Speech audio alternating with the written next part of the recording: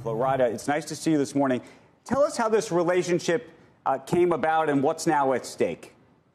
Well, this started back in 2014. I was asked to be the brand ambassador for Celsius. I mean, this was a young company out of the state of Flo Rida. And, myself, I thrive on health. Since being in ninth grade, all I did was, love fitness, knowing that health is really wealth. So I was in this thing for the long haul.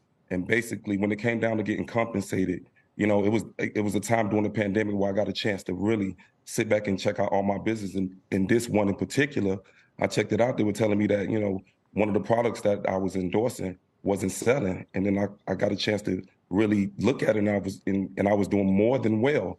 So, I mean, basically, they approached me. I was out doing a fitness DVD out in LA, and the product, represented what I represent, healthy lifestyle. And this was basically like the only one. So I was like, I think I could do something with this, because everything that I ever touched, being, when it comes down to music, I was the first to introduce the world to Lady Gaga with a record called Starstruck. I introduced a lady who's well known by the name of Sia. I did her first record. I did Kesha, who she was on my record Right Round. I introduced people for the first time, and they became very successful. So, right. Taking a product, I knew that, something that represented me and it was parallel to what I believe in, I knew I could make it very successful. And I was in this thing for the long haul. So it looks like from the complaint that you've made that they were supposed to issue you bonus compensation once the company achieved a specific dollar amount in terms of the gross cumulative on the co-branded stuff. When did that happen, and how much are you seeking at this point?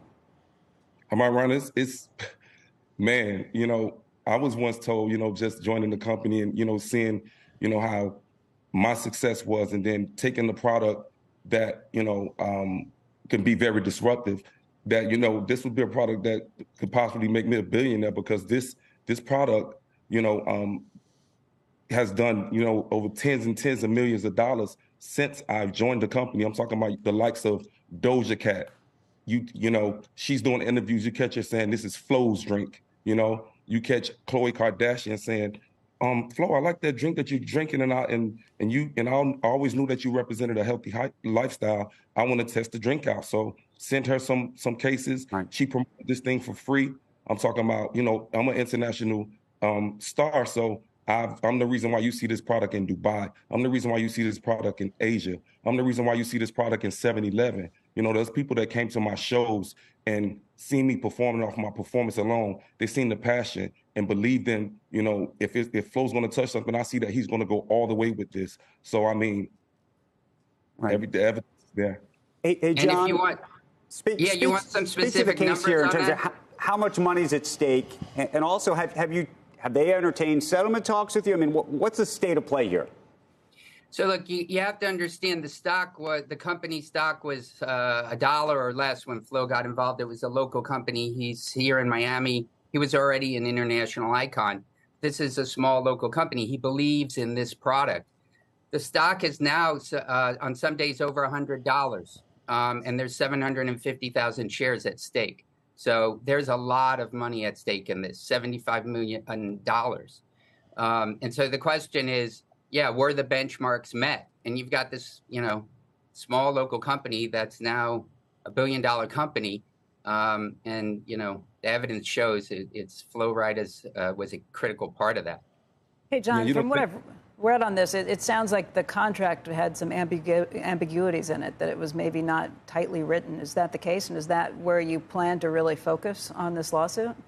Yeah, so the judge has already ruled that there's some ambiguities in the contract. Otherwise, the judge would have just decided this means this, and either the benchmark was met or not. But there are some things that we think are clear, and I suppose Celsius thinks is clear too. The people running the show now, because that's another thing. The people Flo worked with are gone.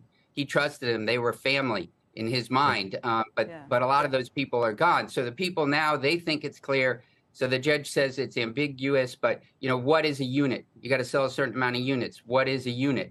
Some of the clauses don't have deadlines. So they say, well, there is a deadline, even though it doesn't say it. So those are the issues that the jury's going to have to decide. And we look forward to hearing what the jury says.